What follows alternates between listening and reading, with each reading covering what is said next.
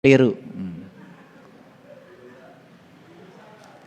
Salat itu pertama kali diperintahkan oleh Allah di Quran surat Toha ayat 1 sampai 14, baca nanti. Diperintahkan pertama kali kepada Nabi Musa. Nah sekarang Musa itu sebelum diperintahkan salat diapain dulu sama Allah? Itu ada cerita di Quran surat Toha, ceritanya begini. Telah sampaikah kepadamu kisah tentang Musa? Ayat 9. Yaitu ketika Musa melihat api. Bahkan di ayat lain dikatakan Musa melihat apinya di lereng gunung. Lalu Musa berkata, tinggallah kamu di sini, aku melihat api. Semoga aku mendapatkan petunjuk dari api itu. Lalu Musa mendatangi api. Dan sesampainya di tempat api itu, api berkata, ya Musa, hai Musa. Apinya bisa ngomong. Dan seterusnya. Itu adalah prosesi di mana Musa membelah laut.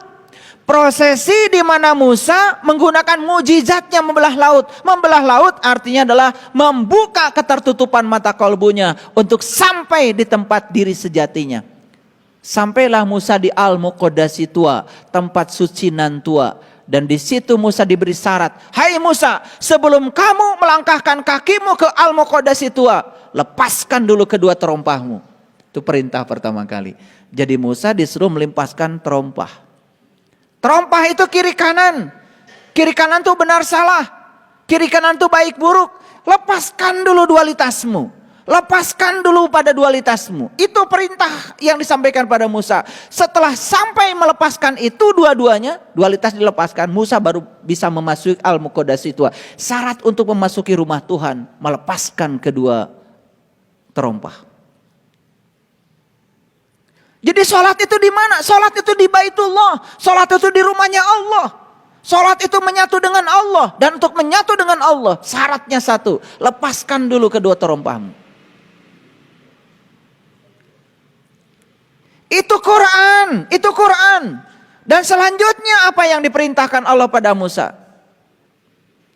Saat itu Allah mengenalkan diri kepada Musa. Apa kata Allah? Sesungguhnya aku adalah Tuhanmu. Dan aku telah memilih kamu, hai Musa. Di situ. Jadi Allah memilih Musa. Kenapa Musa dipilih? Karena Musa ingin dipilih, maka Allah memilihnya. Pertanyaan bagi kalian semua yang sudah rajin sholat. Pengen dipilih Allah?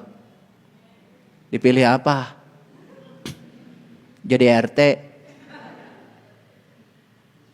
Dipilih Allah untuk memasuki Al-Muqaddasi Tua. Dipilih Allah supaya bisa menyaksikan Allah. Dipilih Allah supaya bertemu dengan Allah. Itu keren banget di Quran. Nah setelah itu kemudian Musa sukses berjumpa dengan Allah. Setelah berjumpa dengan Allah, turunlah perintah dari Allah. Innani anallah.